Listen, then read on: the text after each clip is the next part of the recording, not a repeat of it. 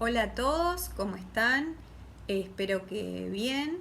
Bueno, el tema que nos toca desarrollar hoy es el tema de garantías y bueno, tal como tienen en el programa es la última clase previa al examen, así que bueno, vamos a centrarnos en eso. Como hemos visto en las clases anteriores, nuestra Constitución, en su parte dogmática, reconoce un catálogo de derechos, ¿sí?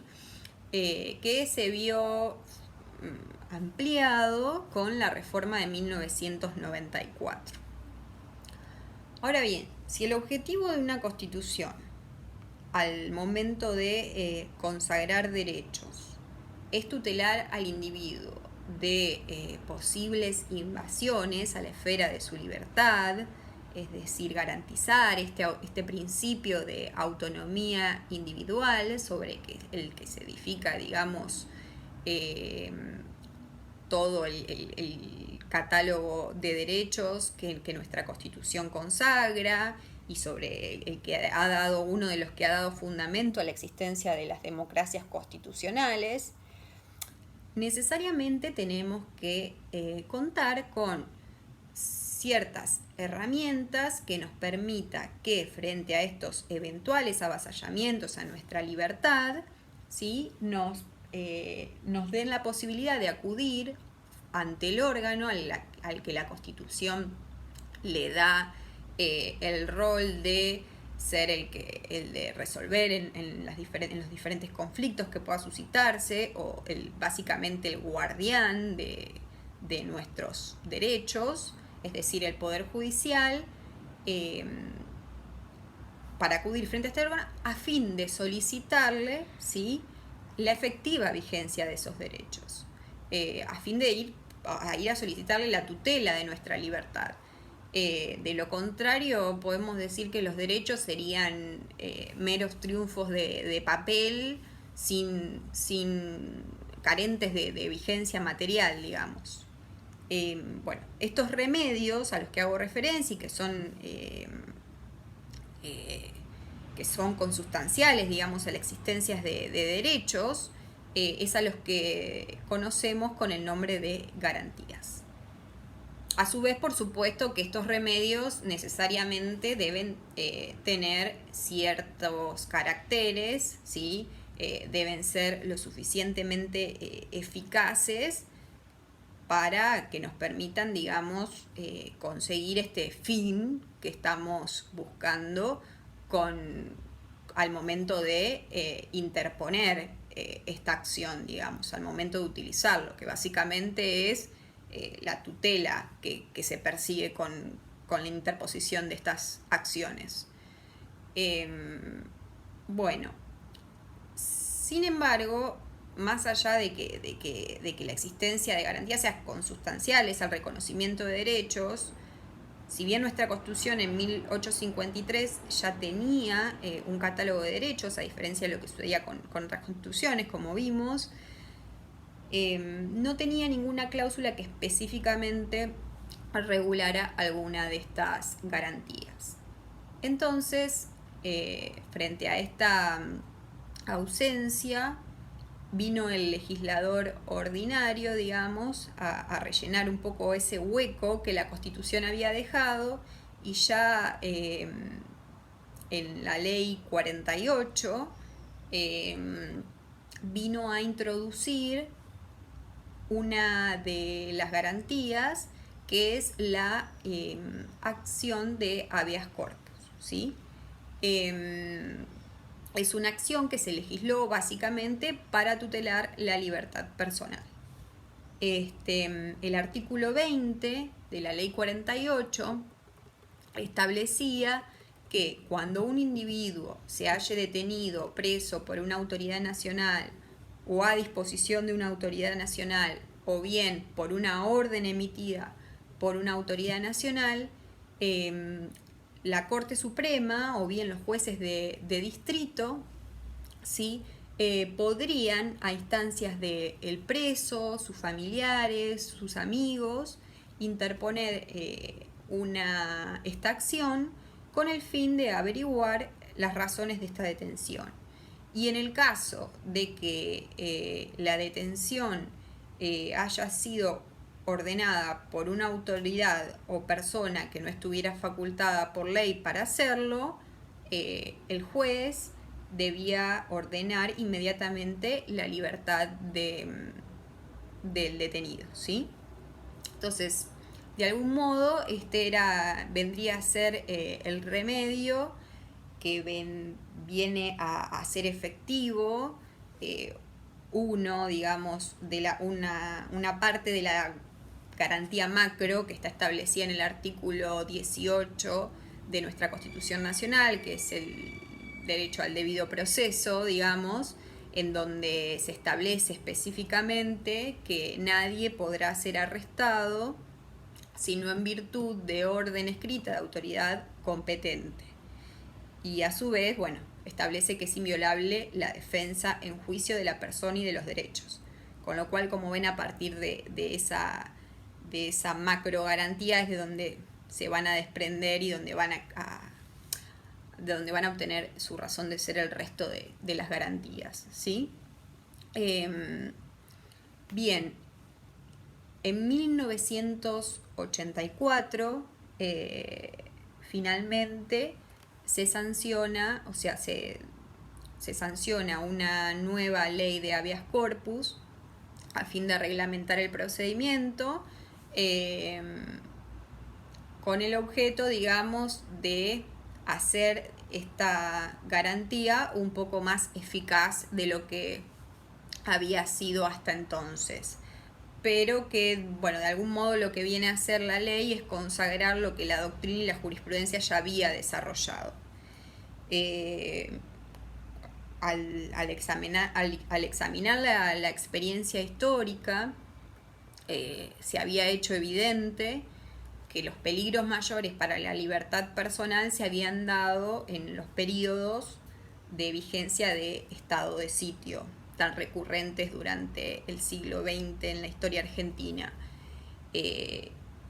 Sin embargo, y a pesar de que la Corte había ido acentuando el control de razonabilidad sobre las medidas dictadas en estos contextos, no era suficiente y era necesario de tener una norma, ¿sí?, de rango legal a los efectos de reglamentar y dotar de mayor eficacia la garantía. Bueno, podemos decir que esta norma consagra 3 tipos de habeas corpus, ¿sí?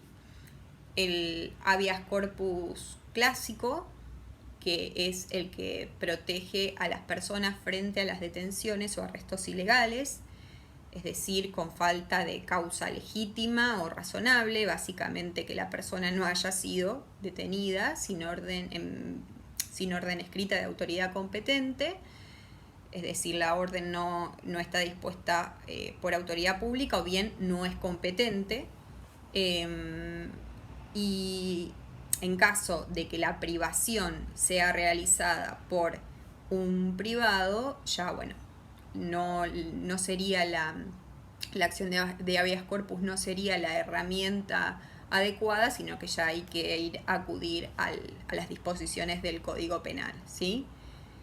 El otro tipo de habeas corpus, la otra especie de habeas corpus, porque en realidad es una cuestión de género-especie, que reconoce la ley 23.098 en su artículo 3º, es el habeas corpus preventivo. Bueno, sí, o sea, lo que dio lugar a esta especie fue básicamente, digamos, los acontecimientos históricos a lo largo del siglo XX, y bueno, fueron los que la razón que motivaron la existencia de este tipo de habeas corpus. Según la norma, este procedimiento corresponde ante acciones u omisiones de la autoridad pública que implique una amenaza actual a la libertad ambulatoria de una persona sin orden escrita, nuevamente, de autoridad competente. Em, Claramente que, como bueno, dije previamente, la razón de ser son las constantes detenciones ilegales que se habían dado a lo largo de nuestra historia. Ahora, bueno, ¿qué pasa con el término este de amenaza actual? ¿Qué significa? Porque es uno de los tantos conceptos jurídicos indeterminados, por llamarlo de algún modo, a los que acude nuestro derecho, ¿sí? A la hora de llevar a cabo regulaciones. Pero bien, quien ha integrado, ha dotado un poco de contenido al concepto de amenaza actual es la Corte, a través de la interpretación que ha hecho sobre sus términos, y particularmente lo hizo quiero citar un caso en el que lo llevó a cabo, que fue el caso Cafasi, donde la Corte dijo que en esta hipótesis de amenaza actual entraba el hecho de que de la indagación que se había realizado a un encargado, ¿sí?, de un edificio donde vivía el peticionante del habeas corpus preventivo, en donde se habían presentado dos personas vestidas de civil, pero que decían pertenecer a la Policía Federal, y habían solicitado al encargado datos sobre las actividades, costumbres y visitas del peticionante. Bueno, entonces esta es una de las hipótesis que puede entenderse como amenaza actual. O sea, cuando hay una amenaza razonable de que puedo llegar a ser privado ilegítimamente de mi libertad. Y por último, la última especie de habeas corpus que introduce la ley es el habeas corpus correctivo. Lo que viene a ser el habeas corpus colectivo es también, digamos, dotar, digamos, de eficacia al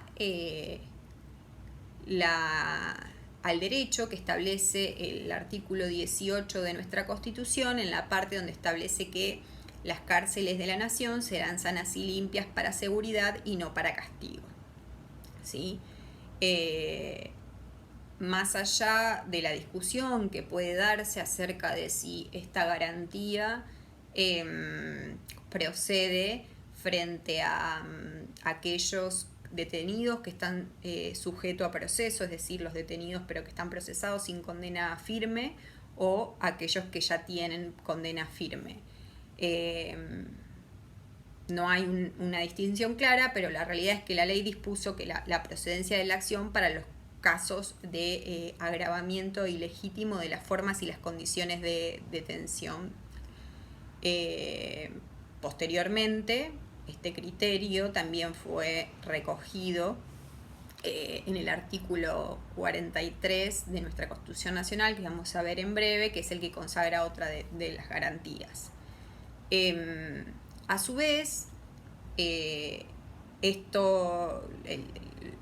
habeas corpus correctivo se vio especialmente reforzado con la jerarquización, ¿sí?, también de la Convención Americana de Derechos Humanos, que en su artículo 5 específicamente postula que toda persona privada de su libertad deberá ser tratada con el debido respeto a la dignidad humana del ser humano, básicamente.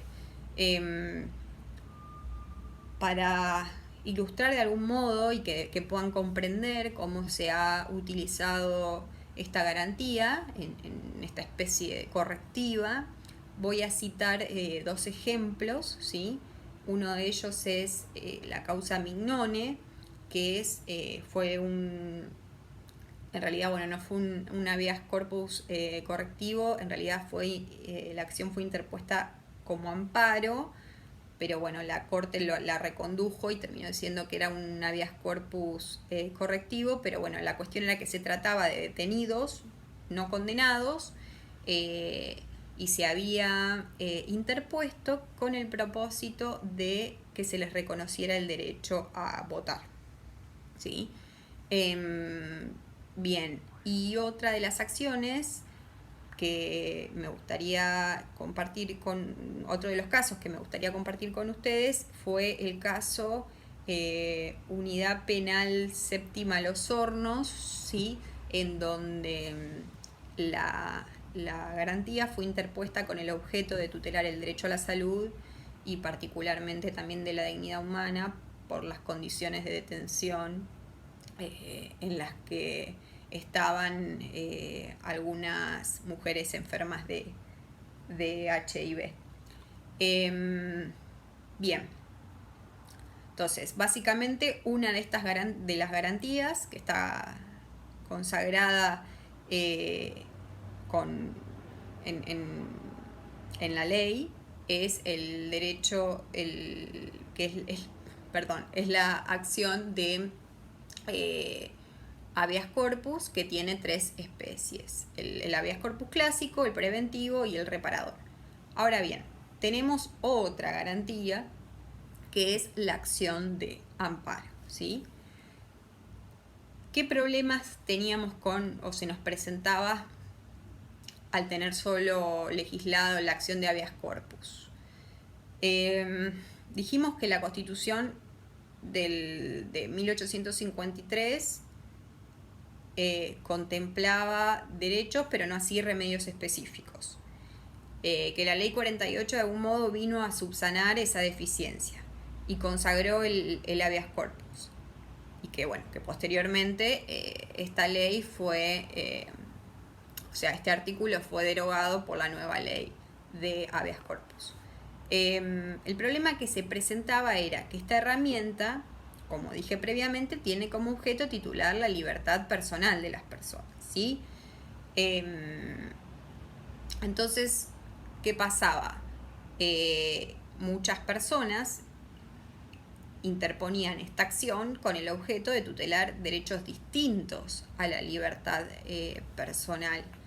Y con lo que se veían o con lo que se enfrentaban era con que su acción era rechazada porque la Corte lo que hacía era decir que no era la acción adecuada para tutelar estos tipos de derechos y que tenían que ir a las acciones previstas en los códigos adjetivos, o sea, en los códigos procesales. El problema era que muchas veces estos recursos que los códigos procesales tenían no eran adecuados para una reparación inmediata de los derechos conculcados, ¿sí? Entonces, frente a ello, era necesario que alguien viniera a decir algo, porque como dijimos previamente, si tenemos derechos, pero sin acciones o remedios específicos que nos permitan que alguien los garantice la efectividad de los mismos, los derechos se vuelven triunfos de papel. Entonces, la Corte vino a dar un paso importante en esta materia, y en el caso Siri, que tuvo lugar en 1956, recordemos que en ese momento también estábamos en un golpe de Estado, ¿sí? Bueno, vamos a los hechos del caso. Había un propietario de un diario, del diario Mercedes, a quien se le había clausurado su diario por la policía.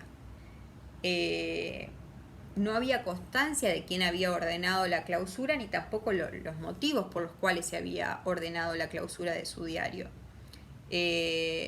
Claramente entonces vemos que había varios derechos afectados del propietario de este diario, tales como el derecho a trabajar, el derecho a la libertad de imprenta,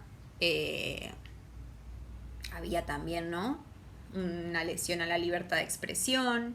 Entonces el señor Siri entabló una acción para que el Poder Judicial remediara su situación. Esta acción había sido presentada con el formato de habeas corpus, pero la acción había sido rechazada tanto en primera como en segunda instancia por considerar que era improcedente para tutelar los tipos de derechos que que el señor Siri tenía afectados. Entonces, lo que el abogado de Siri presenta un recurso ante la corte. En el escrito que presenta el abogado, postula que la acción se interpone con el objeto de al amparo de la libertad del accionante, y de ahí es donde surge un poco el nombre de esta garantía. La Corte utiliza esta causa para modificar, digamos, la doctrina que tenía hasta el momento, en donde rechazaba y decía que la acción de habeas corpus era improcedente, pero no reconocía otro tipo de acción.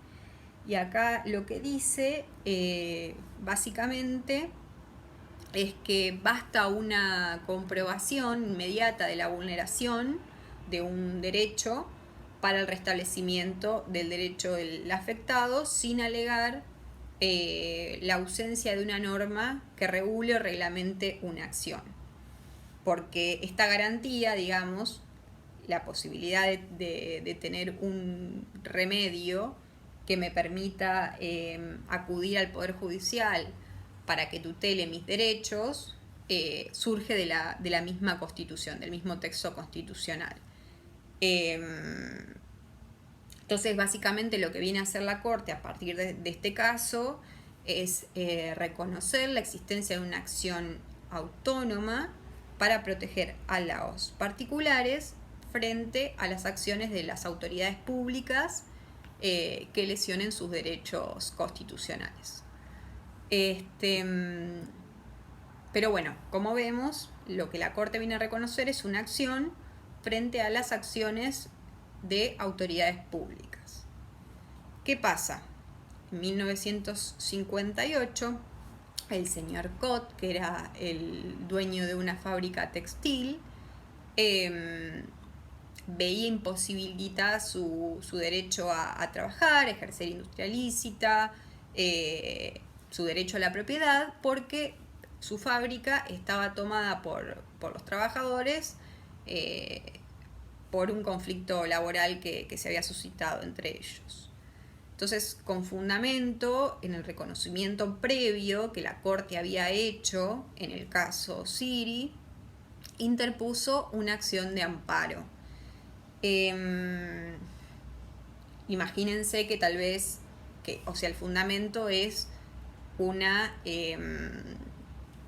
reparación inmediata de los derechos afectados, porque tal vez si hubiera tenido que ir a acudir a las acciones ordinarias que prevén los códigos procesales, muchas veces lo que sucede con esto es que la tutela no termina siendo efectivo, se generan daños irreparables, ¿sí? Lo que vino la Corte a decir acá es que la distinción entre autoridades públicas y actos de particulares no era esencial a los fines de la protección constitucional, ¿sí? Con lo cual reconoció esta garantía también frente a los actos de particulares que lesionen de manera actual e inminente, ¿no?, nuestros derechos constitucionales. Frente al alcance y a la doctrina que venía delineando la Corte, ¿sí?, sobre este tipo de garantía de la acción de amparo, el gobierno de Onganía quiso de algún modo limitar un poco la amplitud que tenía esta acción, entonces dispuso su reglamentación legal por intermedio de la ley 16.986. En principio, lo que se hizo con esta ley es limitar la acción de amparo a las restricciones impuestas por la autoridad pública, y luego en su artículo 2 se incorporaron diferentes supuestos en los que no iba a ser admisible la acción de amparo. Fueron tantos esos supuestos que se introdujeron en el artículo 2 que de algún modo lo que se hacía era desnaturalizar la acción de amparo. Entonces, dentro de alguno de esos supuestos podemos mencionar, por ejemplo, cuando existieran recursos judiciales o administrativos disponibles, la acción de amparo no era procedente. Cuando el acto emanara del Poder Judicial, la acción de amparo no era procedente. Cuando se comprometía la prestación de un servicio público o de una actividad del Estado, la acción de amparo tampoco era procedente. Cuando fuese necesaria una mayor amplitud de debate o prueba, tampoco era procedente. Lo mismo para la declaración de inconstitucionalidad. No se podía interponer una acción de amparo para solicitar la inconstitucionalidad a una norma. Entonces, como vemos, de algún modo, la acción de amparo básicamente estaba desnaturalizada a través de esta norma. Si bien la jurisprudencia intentó de algún modo limitar estas limitaciones, la realidad era que las restricciones de la norma la volvían una acción no del todo eficaz para los fines para los cuales se la había creado pretorianamente, ¿sí? Jurisprudencialmente. Bueno, con la democracia, con la recuperación de la democracia en 1983 y el consecuente proyecto político de hacer efectivas nuestras libertades, se pensó en la necesidad de reformular esta norma y devolverle a la garantía este carácter de acción rápida y efectiva para la protección de nuestros derechos. Fue muy importante también en este sentido la ratificación que en 1984 se hizo de la Convención Americana de Derechos Humanos, que en su artículo 25 establece el derecho de toda persona a presentar un recurso sencillo y rápido ante los tribunales competentes, que lo ampare frente a los actos que violen sus derechos fundamentales. Y en este sentido, la Corte Interamericana de Derechos Humanos había dicho que los estados tenían la obligación de remover todos estos obstáculos que pudieran existir para que los ciudadanos puedan disfrutar de los derechos previstos en la Convención. Con lo cual, si la acción, de algún modo, el modo en que se había legislado la acción desnaturalizaba el sentido mismo, el Estado, ya como una obligación internacional, se veía en la obligación de remover los obstáculos que existieran, ¿sí? Y hacer de esta acción un recurso efectivo. Bueno, esto lo que hizo fue, permitió a la Corte, porque ya había una norma, ¿sí? Que era parte de nuestro ordenamiento jurídico, más allá que en ese entonces todavía tenía el mismo rango que la ley, pero dio lugar a la Corte a que pudiera ir dándole otra vez un marco amplio a la acción, ¿sí? Independientemente de la existencia de esta ley tan restrictiva.